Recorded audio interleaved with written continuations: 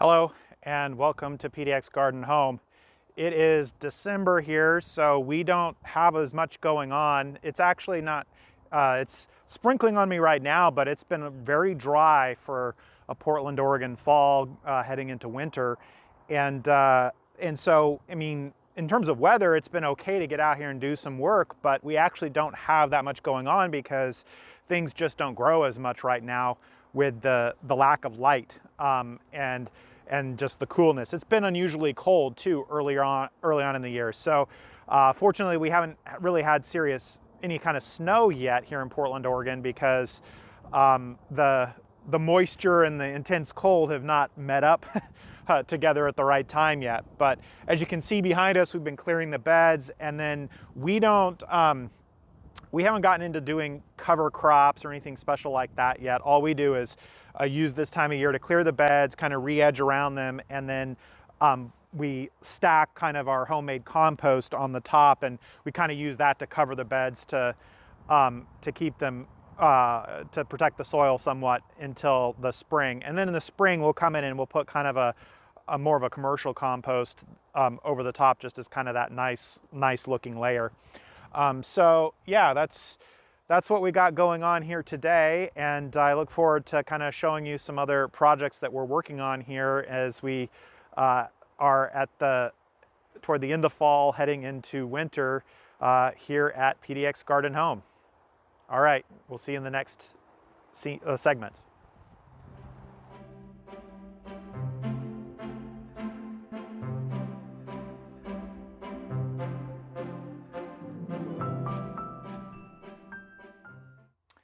Hi, well, it's nice to be in the greenhouse. I've got a little space heater in here. And it's December, so it's relatively cold. I mean, it's less than 40 degrees outside, and right now it's about 52 degrees inside. And this place would warm up even in the cold of winter. This place would warm up without a space heater if there was enough sun, but our problem in Portland, Oregon is there's not really enough sun even. So you got the combination of being cold outside because you're getting into winter, and then not enough sun because it's Pacific Northwest in Portland, and there's really no way to get the inside of the greenhouse really warm, but it'll stay above frost. So most of the plants in here are fine on their own. I don't turn the heat on for the plants. I tried that one year, but it didn't, I didn't notice like that it was really helping, and I couldn't get it really hot enough to really make that much of a difference as a practical matter. So I only turn the heat on for my own comfort when I'm in here, is the only reason that I have the space heater in here now. And it's safer that way too, because then the heater's not just going on all night when I'm not even around, so that's good. But that's not the reason that I brought you all in here right now. What I wanted to show you all today was the foxglove that we're growing. So we started the foxglove from seeds in these little trays here. This one's got a bunch of moss on it, but you can kind of see some of the little trays in the foxglove that we started here, and we start them from seeds, and then once they outgrow the cell trays, which is about this size, once they get to about this size, we would pot them up. And so we went ahead and we've potted a bunch of them up, and now we've got these foxglove. We just use these, I reuse these red, I call them solo cups, but they're actually Kirkland cups from Costco. So very cheap planters. I get the red plastic cups, poke the hole in the bottom, and then we just reuse them. Besides the kind of environmentally conscious point of reusing plastics, it's actually efficient to reuse them, because even though these red cups from Costco are really cheap, it takes labor time to poke holes in the bottom. So after we've poked holes in the bottom, it's better to just reuse them, even from a cost standpoint, than to actually spend the time to go and poke holes in a lot more cups and have to have new ones over and over again. So I guess that's another tangent, but back on foxglove. Foxglove's an interesting plant. Foxglove is also, I think it's known as digitalis or something like that. Maybe it's not, digitalis is not what the plant's known as, but digitalis, the pharmaceutical, is created from foxglove, and that's a heart medication. So foxglove's actually poisonous. You certainly don't want to eat it, and some people say, well, you want to be careful about touching it too much too. It's an old timer in cottage gardens, though. It's been used for a long time in English gardens and here in the U.S. And I stayed away from it at first, thinking, oh, it might be a problem or whatever. And then I realized that there were some old foxglove plants already in our garden from the prior owners, and they were beautiful and I loved them. So I went ahead and just went for it. I don't have kids anyway, and so and I'm not going to go around eating the leaves on these things or anything. So yeah, it seemed like an okay thing to go for. But I learned a few things about foxglove over the last few years. That the first year that we grew them, which was like 3 years ago, I thought we just failed because we were growing the plants, we put them out into the beds, and then nothing really happened. They kind of grew some foliage and then died. And I thought, oh, well, either I forgot what I planted there and it wasn't what I thought it was, because foxglove, it grows that tall spire with the little bells on it generally.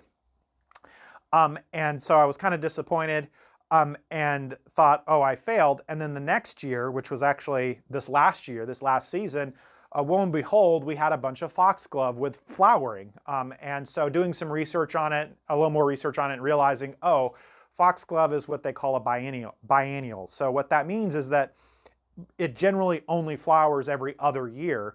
And I was doing some internet research on this, some web research, and the seed companies where I get the foxglove seeds from kind of say, well, it's hit or miss whether they will flower the first year or not. So I'm not expecting these will necessarily flower this season. We'll put them in the ground. They won't flower this season necessarily. They're perennial. If they don't flower this season, the intent is that the following year, when they come back, they will flower then, and then they would flower every other year at that point. But from the research I did, they were a little inconclusive on that point, whether they would flower the first year from seed or not. So because we actually did start these really early, because normally what happens is you would start the seed, maybe you start it in the winter time, you start the seed and you put it out in the spring, and that's your first year of the plant. But we actually started these in the summer. So we started these in like July. And so they will have had over a year of growth by the time it would be flowering time. So I guess we'll give you an update. We'll see, do they flower the first year or not? But like I said, I'm not counting on them flowering the first year, but they will be good additions to the long-term garden. They're perennials, so once we get them in the ground, they should be fine to just stay there indefinitely. So yeah, we've got quite a few of those, and yeah, that was the plant of the day that I wanted to share with you here. Is a good thing to talk about in the warmth of the greenhouse, since it's so cold and not much going on outside in the garden. Okay, well, I'll see you all in the next segment.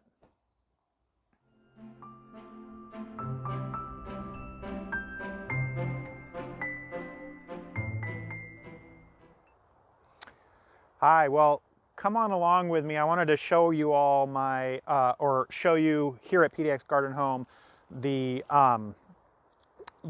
south woodland garden. So a lot of times your southern facing garden, if you could design in the first place, is where your sun is, right? But we're actually opposite. So we have the more open area, the kitchen garden where all the sun is, on the north side of the garden, and we have the much more shaded area on the south side of the garden, which I think was probably part of some master plan when the home was built, and then later designs and redos of the home and the lot, like in the 1960s, because actually even when it's really hot in the summer, this house the house that's on this property is very cool without any kind of air conditioning. And so I think that having the huge shading in this woodland area out here on the southern side probably helps with that.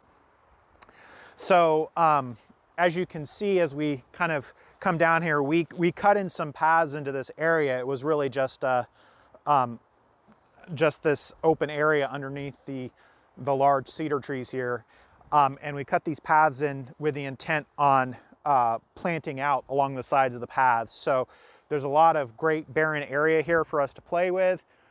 We haven't done it yet, but that is the plan, and I wanted to share that plan with you so that you can see from a before and after perspective. You can see now, sitting here, we're in December at PDX Garden Home.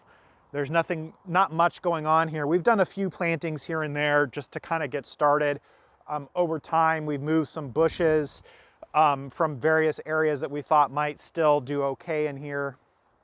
But we really have not done a lot to plant this area out.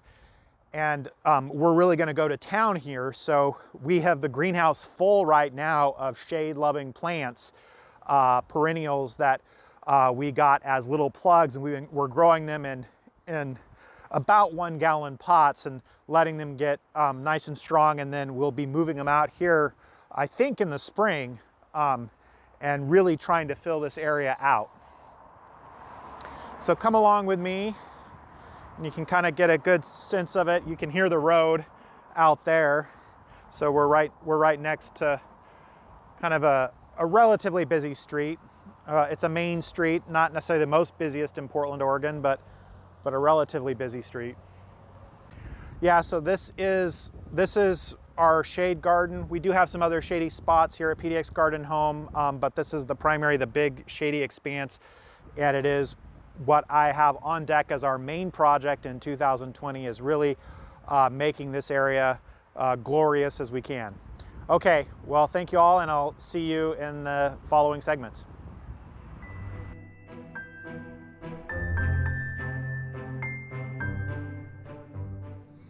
Hi, well, I'm back in the greenhouse now, and I want to share with you a pest, so to speak, that we've had in the garden, or in the greenhouse, in the garden that's in the greenhouse.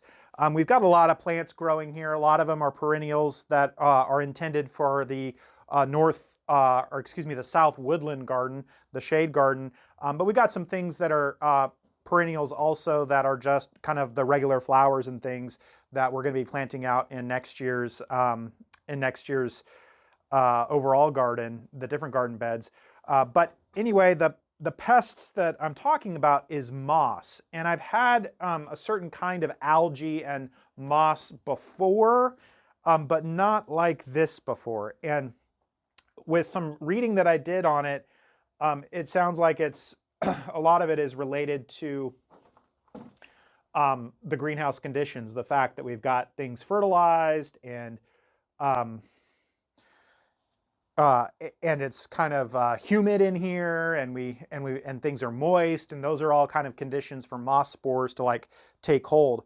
So what you see in here, this I've actually had before. So I've had this happen, and I've kind of ignored it a lot of times. It's happened a lot of times more often in the cell trays. So in the little black cell trays, and I may actually have a better example of that in a cell tray here. Let me see. Yeah, we can kind of see it here. These are some snapdragons, and you can kind of see the green algae and moss kind of. This is something I've had happen before, and in my experience with it before, I'm sure it's not good for things, but I've just left it. I haven't done anything about it because when it's been like that, I've basically just taken these plants out when I'm potting them up anyway, put them in fresh soil, kind of cleaned off the top parts or whatever, and it's kind of outgrown it, usually because it's close to going outside, and so it'll go outside, or it'll be like this in late winter getting into spring, and I take it directly outside, and that it kind of gets rid of it at that point too, because I don't see this stuff kind of grow in the general garden beds.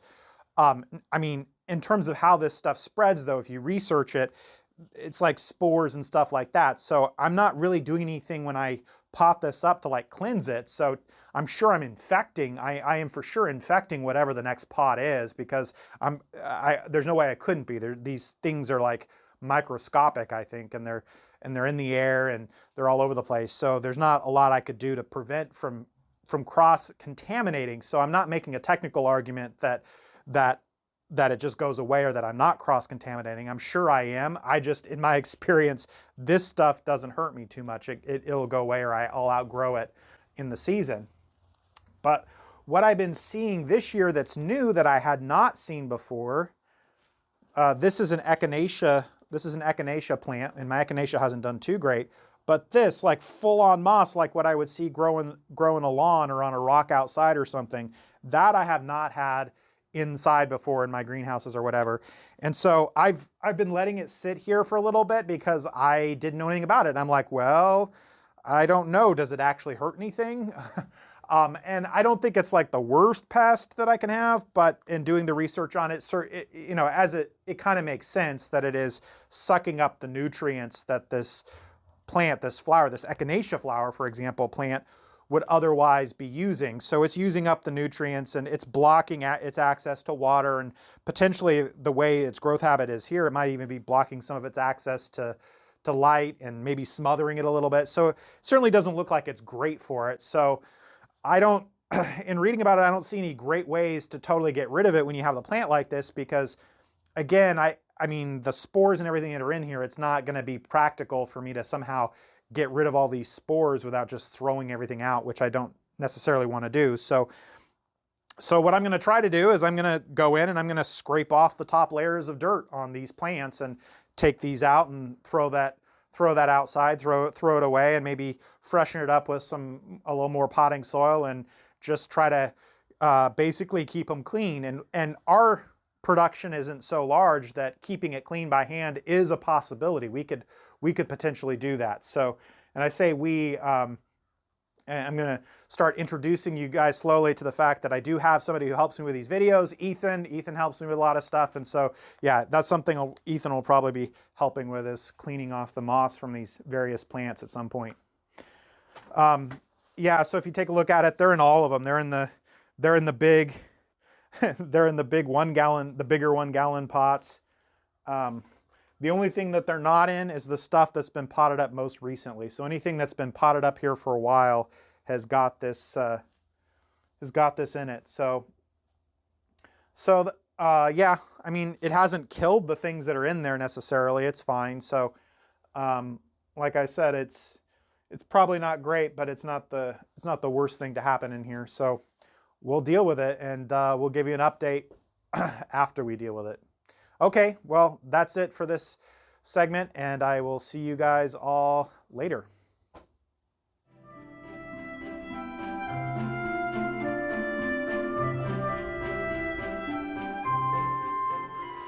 All right, well, I want to thank you all for joining me here today at PDX Garden Home, and hopefully you're staying warm. If it's getting into winter where you're at, like it is here, and you're not doing as much gardening, then maybe sip some tea and start looking at your seed catalogs. I'm certainly going to be doing some of that. But we're fortunate, we're able to garden year round, and there's always something a little bit going on, just not as much as during the normal growing season. But we definitely have moving around compost and some infrastructure projects and dealing with plants in the greenhouse. So stay tuned. We'll keep you up to date on what we're doing and how we continue gardening throughout the winter season. All right, that's it for now. And if you're enjoying these videos, please tell your friends and family about it. Hit that subscribe button, get the notifications, give us a like. I certainly appreciate all of that. It means the world to me to have you join this community and follow along with us. Okay, take care, and we'll see you guys all next time. Bye now.